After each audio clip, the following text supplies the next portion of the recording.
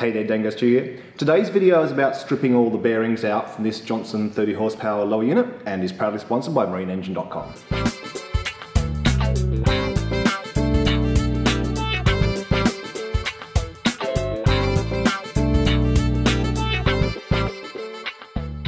We've still got the bottom oil seal in here and a bearing under there that was quite rusty, and now it's rusty and painted, so both of those are going to have to come out. I'm going to have a go at using this spigot bearing puller to try and get them out to avoid any real damage to this edge, which is already quite chipped and quite fragile. The legs move in and out, so I'm going to set the legs to the width I need to sit on the gearbox. I then need to rotate the nut here so that the puller can drop down low enough so that the hooks go under the oil seal. Then as we wind this top nut down, this little cone here pushes the legs outwards to grip the oil seal, and then we have to lift the whole thing up, see if we can pull it out. So this is the nut now. As we wind this one, it pulls this whole assembly up, hopefully bringing the oil seal with it.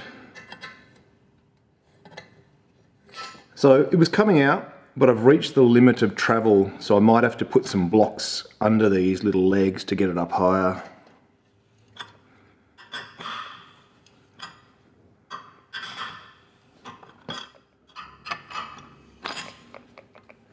Alright, there's our oil seal out. You can see in there now we've got a bearing for the drive shaft, which is in terrible condition, so we're going to pull that out too.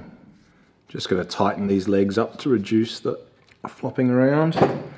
Now, it looks like the smallest diameter that I can get these hooks to is just a bit too big to fit through this bearing, but I think it's close. I'm actually going to try and just hammer it through.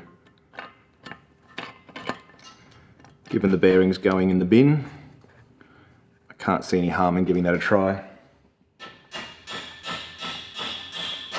There we go.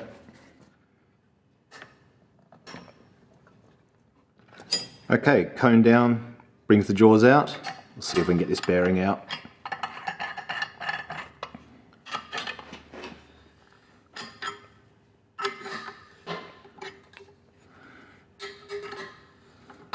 Feels like it popped then, so it shouldn't be too hard. Looks like this might want to be one of those rare times where a ratchet spanner's reasonably useful.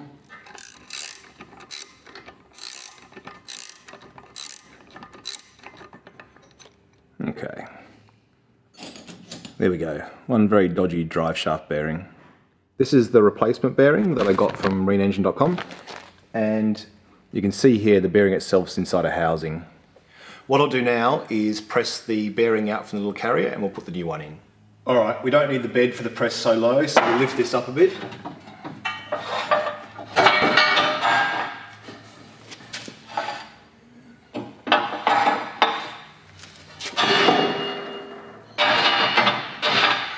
Now we'll just put these two metal blocks together.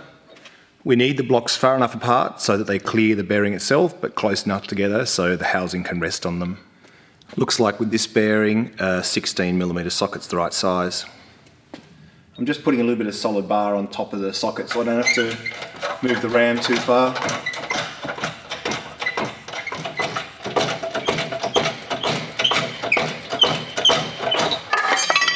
There we go. You can see this housing's quite clean on this side, and it almost looks like a sort of rubber seal here. I'm presuming it's just gunk. So I'm going to quickly put this on the wire wheel to see what it really is. Yeah, so it's just a bare metal housing. When we go and do the reassembly videos, we're just going to press the fresh bearing into this and reinstall the whole thing. Next thing we're going to remove is the bearing race for the forward gear. I'll show you that. So there it is at the back, bit of surface rust on it, so it definitely needs to get replaced. What I was planning to use to try and get this out is a slide hammer with an attachment like that. This attachment's too thick to get behind it, so I'm going to put it on the wire wheel, see if I can grind it a bit thinner. Obviously you need the strength still, but these are replaceable tips, so I'm not so worried. I'm willing to give it a shot. If it doesn't work, we'll try something else. I've gone for a bit of a wedge shape, so we'll see if that fits under. That's fitting now, so I think we're in luck.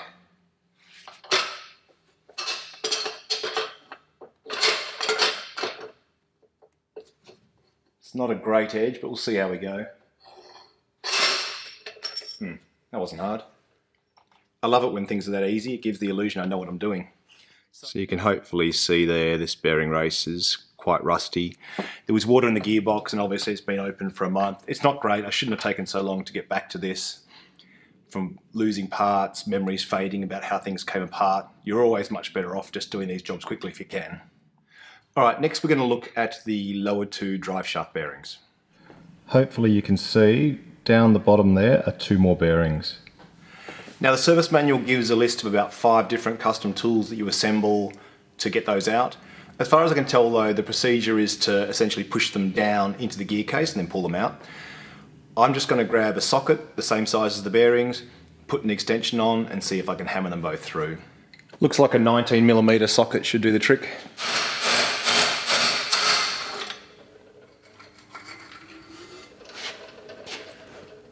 Alright, there we go. 2 more pretty manky looking bearings.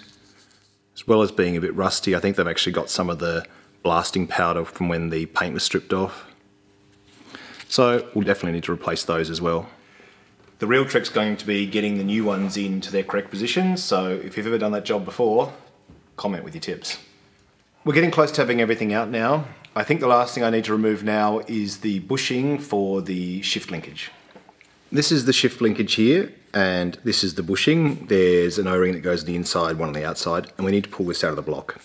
Once again, as far as the service manual is concerned, blah blah blah, custom tools, I'm just going to put a bit of threaded rod down through the bushing. This is the threaded rod I bought to pull the bearing carrier out, which is 1/4 inch I think from memory, and it fits through here just. So all I'm going to do is put this through, reach in, put a nut on the end, and use the slide hammer to pull it out.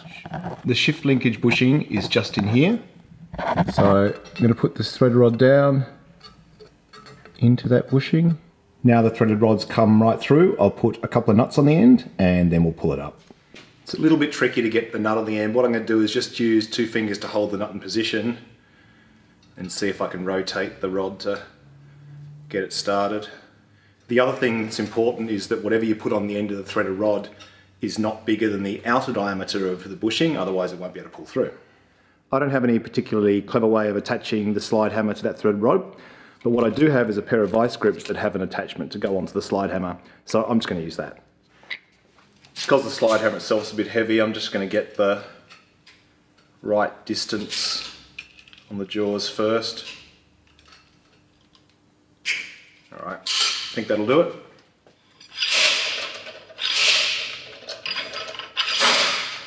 Turns out that although the nut I've got on the end here is smaller than the bushing itself, so that's kind of what I was going by, I think I could pull it through, but the hole that the shift rod finally comes through is smaller than that. So I'm going to put this nut onto the grinder and make it smaller. So this was the original nut, like this, and I've now ground it down to be like that on the wheel. So this now I've checked does fit through the hole. Alright, I'm going to try a different tact. What I've done is just drilled a small hole in a bit of plate steel. I'm going to put that on, put the threaded rod down, and then just try cranking the nut down to use it as a puller.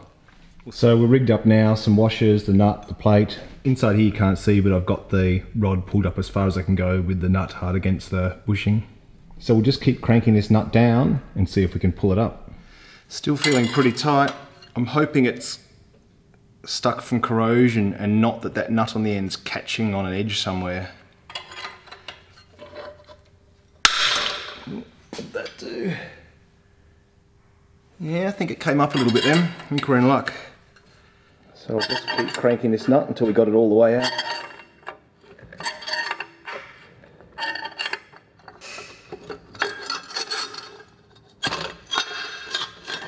So, there we go. There's a bit of a nylon piece that goes on the bottom that's pulled in. Maybe that was for making it hard, but it's out. This old bushing, it's actually an O-ring housing, is probably still serviceable. You could probably put just new O-rings in, reinstall it, it'd probably be fine. So after that experience, I'd probably recommend going this way. The trouble with the slide hammer, I think, is that there's just a little bit of play in everything. You've got the, you know, the lower unit in the stand wobbles a bit. There's a bit of cushioning from that nylon washer. So I'd probably go straight to this technique next time. That's everything out from the lower unit now. What we need to get out now is 2 oil seals and a bearing at the front of the bearing carrier and a bearing at the back here. To get them out, I'm going to drive them with just a hammer and a punch from this side. The little spigot bearing puller I've got doesn't reach deep enough in to grab it. It'll probably grab this side actually, so I might give it a go here, but it won't reach the far side or the propeller side. Once again, I'm just going to put the little blocks under so I can get the extra distance I need to pull it right out.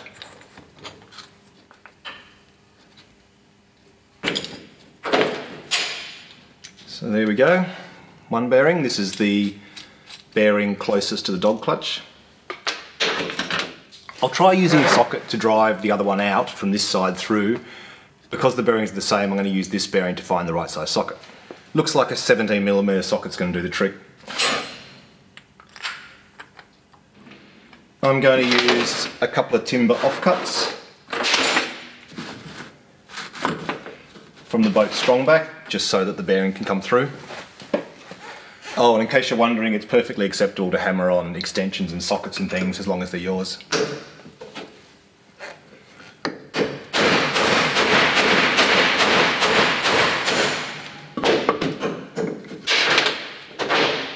Alright, 2 oil seals and a bearing. So it looks like these 4 bearings are the same, the 2 from the bottom of the drive shaft and the 2 from the prop shaft bearing carrier. So I'll order 4 of these and we'll put new ones in.